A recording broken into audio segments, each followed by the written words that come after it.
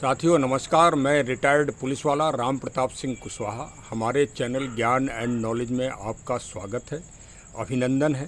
सामने देखिए, ये चंद्रमा जी अपने पूर्ण प्रकाश पर हैं आज, और एक हमारे सज्जन मिल गए तो उन्होंने कहा कि आपके इन पुराने ग्रंथों में क्या है।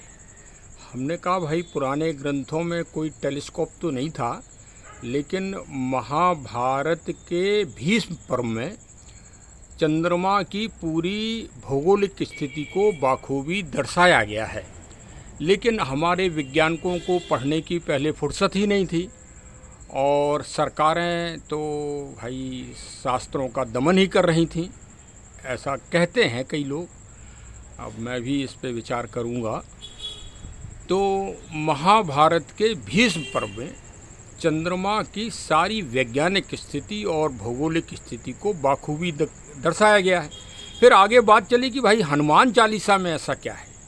तो हमने कहा कि भाई हनुमान चालीसा में सूर्य सिद्धांत और सूर्य का विज्ञान और सूर्य कितनी दूरी पर है, यह पूज्य श्री हनुमान जी साहब ने हनुमान चालीसा के पितरूपण में पूरी तरह बता दिया है।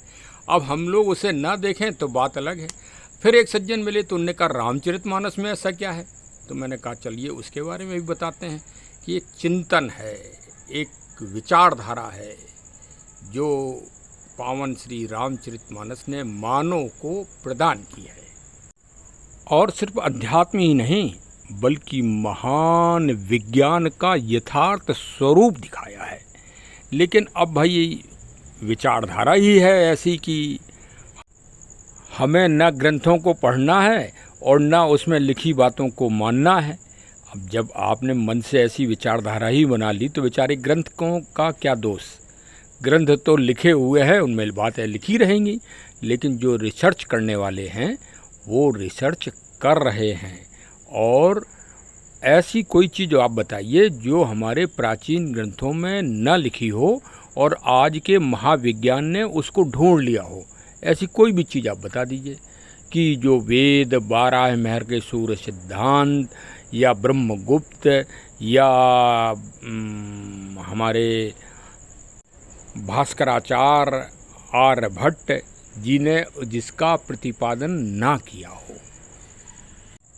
अच्छा, इसी वार्ताक्रम में एक सज्जन महानुभाव और मिल गए, और फिर वो तो रामचरितमानस के एकदम मतलब हाथ धो के पीछे पड़ गए कि आखिर क्या है उसमें।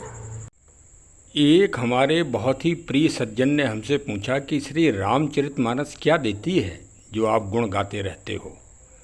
तो मैंने कहा 2 सितंबर को देख लेना कि क्या देती है। अरे भाई, श्री रामचरितमानस में ही तो इस बात का वर्णन है कि जटायु के भाई संपाति जी कहाँ जा रहे थे, सूर्य में, और क्या हुआ, जल के नीचे गिर गए। फिर भी उन्होंने बहुत बड़ा काम कर दिया। श्री रामचरितमानस को पढ़ो तो स्पष्ट हो जाएगा।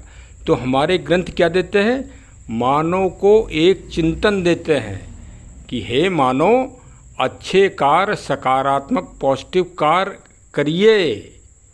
चाहे संपाति की तरह पंख जल जाएं तो चिंता मत करिए, जीवन खत्म नहीं होगा। जीवन तो संपाति का पुनः प्रभु की कृपा से पुनः जो है मतलब प्राप्त कर लिया था उन्होंने, फिर से युवावस्था प्राप्त कर ली थी, प्रभु की ऐसी कृपा हुई थी। बार बार गिरोगे, चंद्रयान 2 अगर असफल हो गया तो कोई बात नहीं, चंद्रयान 3 तो सफल होगा ही, और वो भी कहाँ, दक्षिणी ध्रुव पर। और यही एक मोटिवेशन है, यही एक प्रेरणा देती है श्री रामचरितमानस महान ग्रंथ। अब पढ़ो भाई उसको। लेकिन फिर भी कुछ लोग श्री रामचरितमानस जी को जलाने में ही जुटे हुए हैं। अब भाई ये तो उनके लिए क्या कहा जाए, लेकिन फिर भी संपाति का वृत्तांत जरूर पढ़ लें और देख लें कि आदित्य L1 2 सितंबर को भारत के महान शोध स्थान से प्रस्थान करेगा सूर्य जी के लिए। तो अभी से बधाई दे दीजिए, अभी से शुभकामनाएं दे दीजिए, और अभी से मंगल कामना दे दीजिए, क्योंकि मंगल ग्रह तो अगला टास्क है ही भारत सरकार का। तो चलिए भाई, इसी तरह आनंद के साथ जो है आगे बढ़ते रहिए। और भाई भारत तो कहता ही है कि हम तो समस्त मानव जाति के लिए ये महान सकारात्मक कार्य करते हैं। उसी तरह श्री रामचरितमानस समस्त मानवों के लिए ज्ञानवर्धक और प्रेरणा स्रोत है। श्री रामचरितमानस के विवरण हम सकारात्मकता को ही बखान करती है श्री रामचरितमानस भाई। तो चलिए 2 तारीख के सफलता की सभी को शुभकामनाएं हमारे चैनल की तरफ से।